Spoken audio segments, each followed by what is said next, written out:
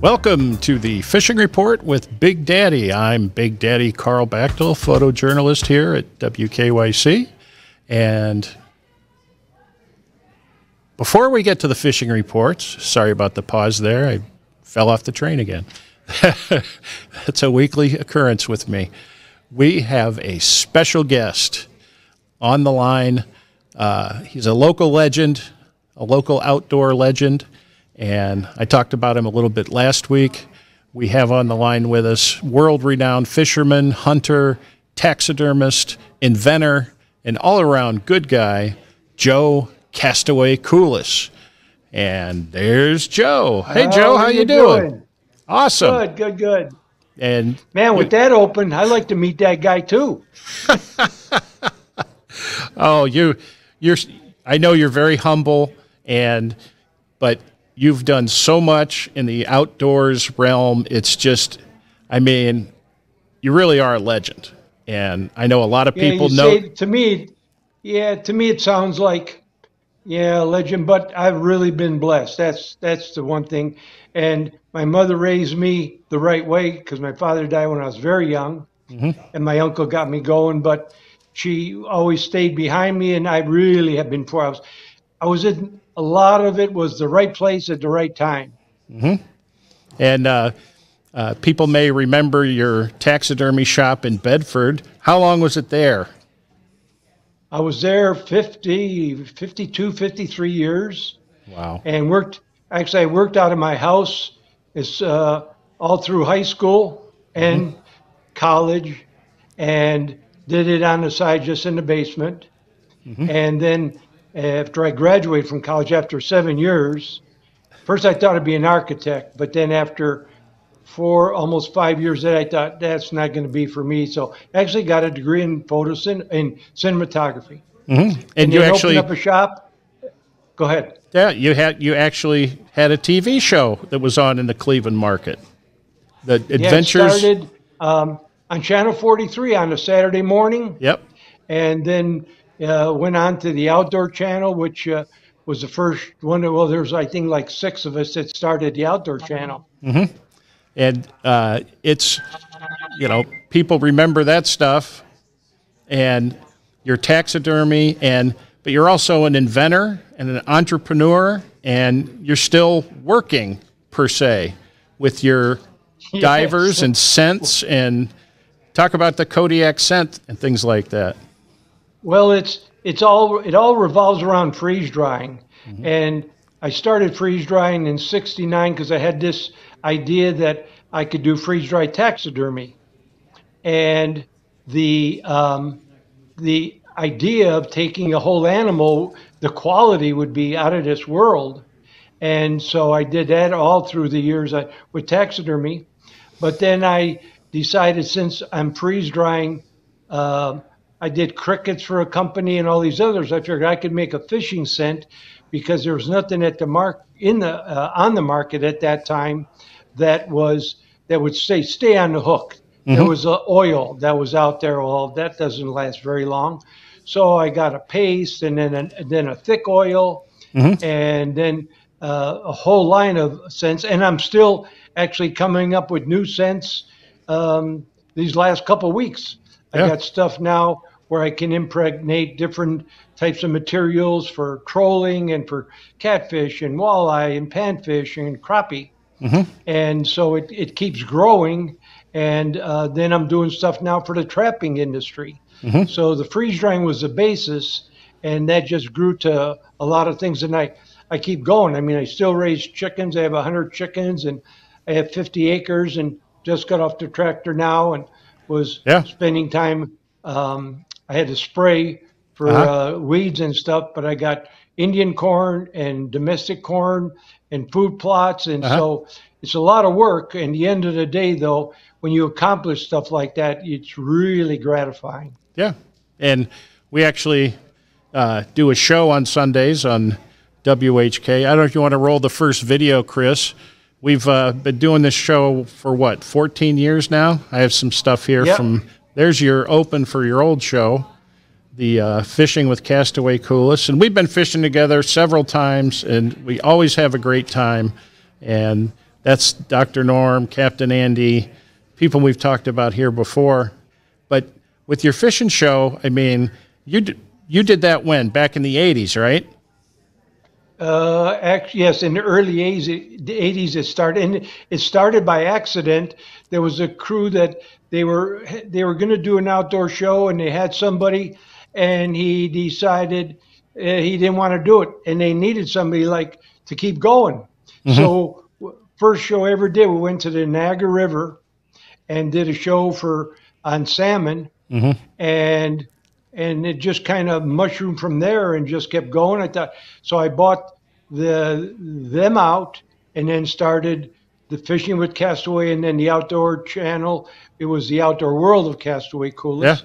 And so it was just started kind of on a fluke almost, and like you never know what one thing will move to the next. But the important thing is if you got something, you better act on it and go at it full-hearted to make it successful. Yeah, with it's taken you all over the world. I mean, you've done things and been to different countries that they don't even exist anymore. And the cost of doing it now is so sky high, there's no way it could ever happen like it happened for you. Well, and that worked by, I decided if I could take people on hunting trips, I could promote my taxidermy business. And so I would book hunters. I mean, I've been to Alaska 61 times. I've been to Africa 15. I've been to Russia, Mongolia. But the cool thing about Russia, it was during the Cold War. So everything was secretive, and it was more of an experience of just going. And then by luck, I happened to shoot a world record sheep called a Russian tour, and it lasted, gosh, for almost 40 years. Somebody just beat it. But again, the right place at the right time. Couldn't do it now. I mean, the costs are just out of this world, and and it's rough now. Right. And now you've been all over the world. You have your place, still living locally here, semi-retired, I'll say, but you still enjoy fishing in your ponds. You build a few ponds on your property, and we actually took a trip there last year and had some fun and tried out some of your scents. So I don't know, I think Chris has the video of us fishing at your pond. I think I did outfish you that day. That's no. Yeah, maybe numbers, not size. Well, you always say I catch all the dinks. So there you are putting the scent on his jig for we're fishing for panfish and fishing for bass, and we did quite well. We caught a bunch of fish. Beautiful little ponds, full of life. And I mean, at this point in your life, you've done just about everything. And as far as fishing and hunting, how gratifying is it to go out on your own property? And you were telling me before we started, you see turkeys, you see deer, you have your ponds, you can go fish in your ponds, and you see the painted turtles. I mean, how does that make you feel when you see all of these, things that you've built? The neat thing is, I built the ponds, then I went and caught fish in other ponds and stocked the ponds, and so. And we talk a lot on the radio show to the feeling of when you accomplish and figure something out, that is what makes it so enjoyable, whether it's figuring out how to do the freeze dry with taxidermy or the freeze drying for the scents or getting the materials to figure out the scents. So I think it is so gratifying when it all comes together and it works. I got a call today. Gentleman was going to Lake Erie for walleye, and he needed to send right away. And I sent him a free sample of the walleye tubes, the candy. And he just told me, he called me this morning. He was on a boat. They caught 20 fish. He caught 7 walleyes. And so he caught way more than anybody did. So when you hear stuff like that, it's like, wow, I make something that works and makes somebody happy. And I think making people happy, the older you get, is way more important than monetary gains or anything else. It's the gratification of accomplishing something and then also making other people's lives more enjoyable. Yeah. Well, I know, doing the radio show with you and Norm and We have some more pictures of you here from our walleye trips. I think I caught that when you were holding it up. That's one of his tricks. Yeah, that's all I hear. I'm just pulling your leg, man. We have such a good time on these trips, and probably about 60% of our fishing trips is busting each other's chops. So we give each other grief. And the radio show the same thing. So, but we have a ton of fun, and it's always what it's all about. Absolutely, making those fun, enjoyable memories with your friends, and fishing is something that I love it. I know you love it, and we share it together and have a great time. And it's a I don't know. It's something I'm so thankful to have you as a friend and a mentor, and to be involved with the show. It's just great. And Joe Kulis is a wealth of knowledge and a very, very good guy. And just like I said last week, everyone, he's still alive. He's still with us. So almost 80. Yeah, almost. I'll be 80 at the around right before Christmas. We'll have to make you another happy birthday video. So there you go. Yeah. So there you go. We'll take him on a birthday ice fishing trip. But yeah. So that would be fun. My new beaver tail baits. Yeah, the beaver tail, freeze-dried beaver tails. He's got all these ideas. I'm telling you, he never stops. This man, he never stops. But thanks so much for being on, Joe. You've got so many stories and so many different, things going on. We'll have to have you back sometime. And but I really appreciate you coming on as our first guest with the Fishing Report. And have a great day.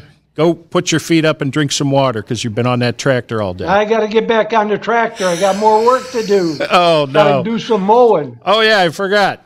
This is Joe. The only thing he can't do is cook. So I have a picture of him in the kitchen with he's making a hamburger there, and it just burst into flames. So that's I had to put that picture in, Joe. Thanks for putting it in, Chris. I forgot all about it. But yeah. Thank you so much for the kind words. That's really nice. And we do have a great time together, and we enjoy each other. That's the way life needs to be. Absolutely. All right, Joe, I will talk to you later, and see you Sunday. You got it. All right, buddy. There we are. Joe Kastaway Kulis. He is a legend, and I'm telling you, he has so many stories. It boggles the mind. And a really interesting guy, and just what a life he's led. And it's so good to be able to share that. And just a great guy. But this is the Fishing Report with Big Daddy. So now we're going to get to the fishing reports. Let's go to Lake Erie in off Lorain. And I said in the first part of this stream that I'm going to be transparent and open and honest with my fishing reports. And I got to tell you, I put the feelers out for reports off Lorain, and I didn't hear anything back from anybody. So I just have to wing it. And from my experiences with fishing off Lorain, the walleye are biting. They should be biting. If you go out of the Black River, where the lighthouse is on the left-hand side, the west side of the mouth, if you turn left and head in toward shore, there's some place called Beaver Park. It's always good this time of year in that area in the shallow water, 18 to 24 feet, and troll your unassisted bandits and flicker minnows, just like we talked about last week, 50 to 100 back behind your boards.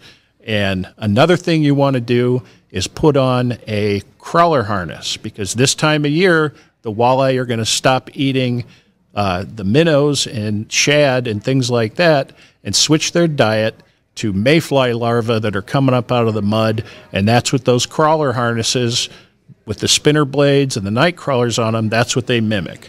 So further out, if you go out, 6 miles off of Lorain, there's a sandbar out there. And it'll go from 48 feet and come up to about 28 feet. And those fish sit on the bottom edge of that sandbar, and sometimes they go up on top. They're moving all the time out there. So troll around those edges of the sandbar. You want to go a little bit deeper, you might want to use those snap weights I was telling you about. And again, run a crawler harness or two. You never know. The fish are starting to hit crawlers. So there you go. Send me those pictures and reports. I'll get them on. Make this a lot more interesting than looking at me. So anyway, with that, let's move on. I said last week we'd get to Mosquito Lake, and that's where we're going now. Let's head out to Trumbull County, and there it is, north and south running Mosquito Lake. Up at the north end, Route 88 crosses the lake, and on the east side is the town of Cortland. And I have two reports from friends of mine that got back to me about mosquito. The first report is from my good friend Kenneth Smith, who goes by the nickname of Chauncey.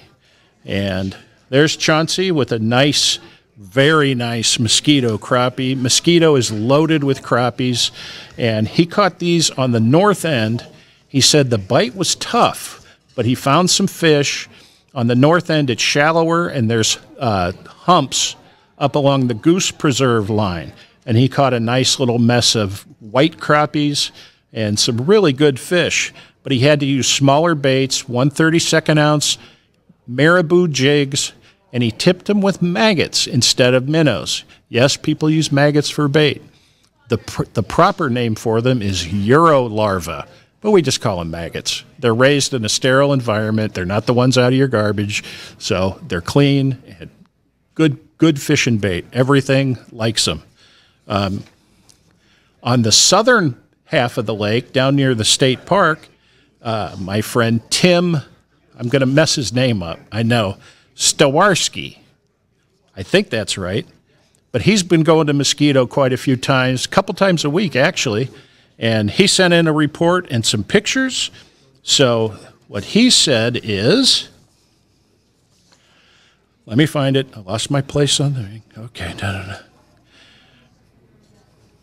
He was using a drop shot rig, which is a sinker on the bottom, about 18 inches up. He ties a hook, puts a minnow on it, and just drifts nice and slow, bouncing that weight off the bottom.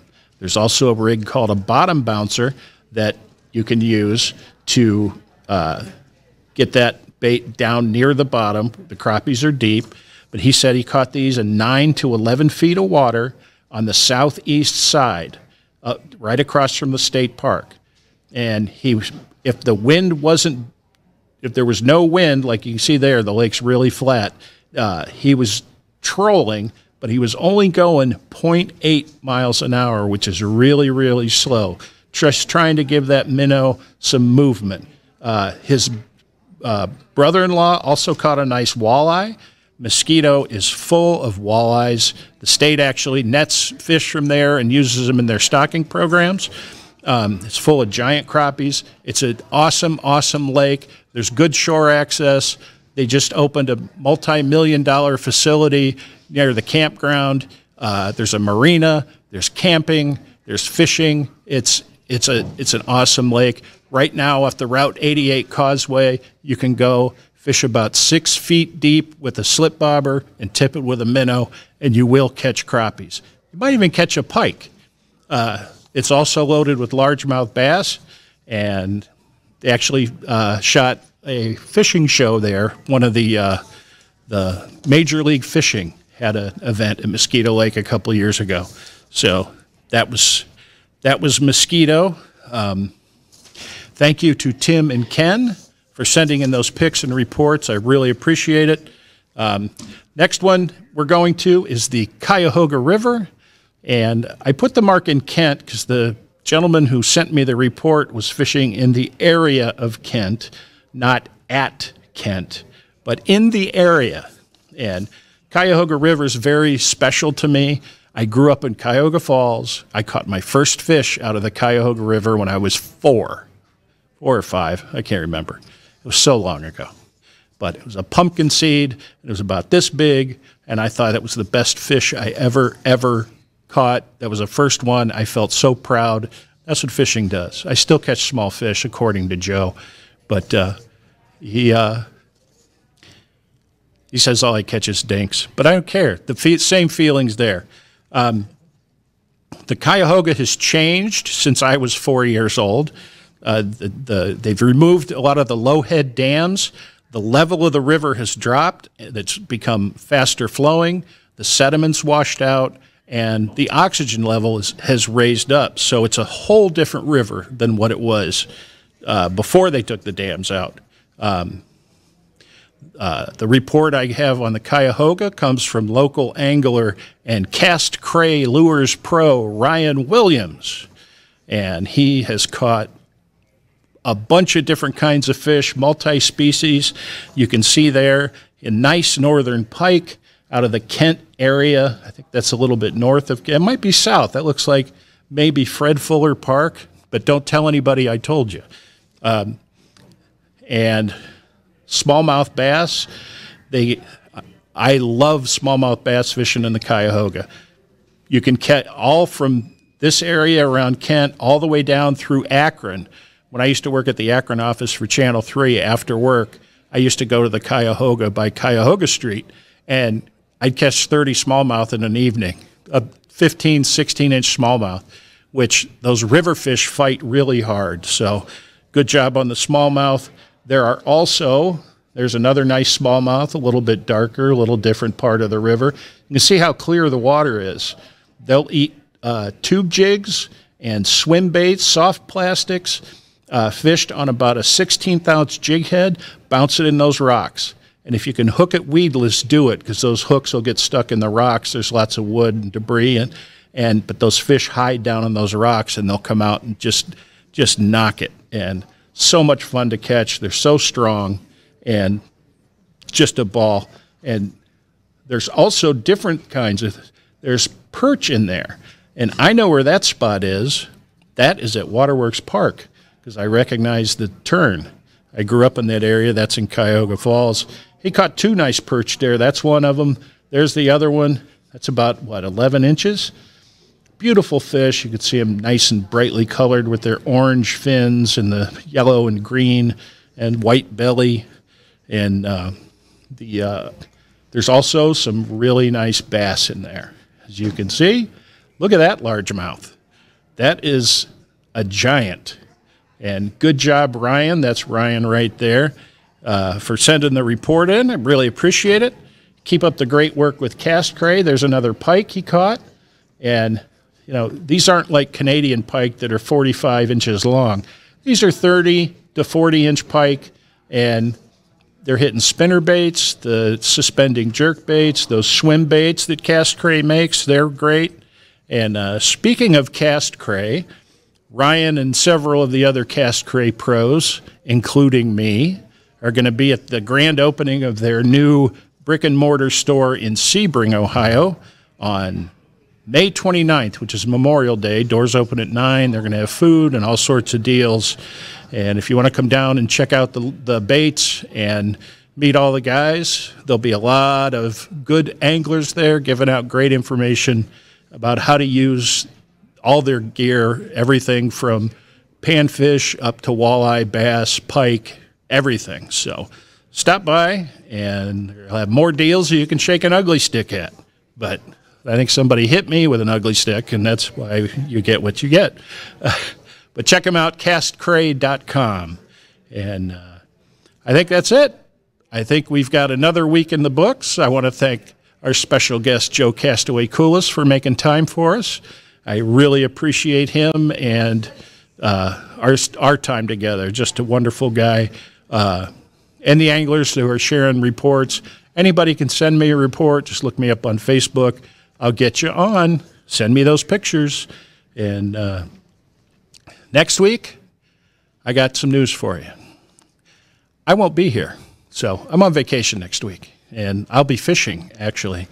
So, but I'll be back, maybe, June 1st. After this one, I don't know. June 1st, I'll be back and have a brand new fishing report for you. Lake Erie, several different inland lakes, or maybe a river, who knows. But I will let you know. Thanks for watching. I really appreciate it.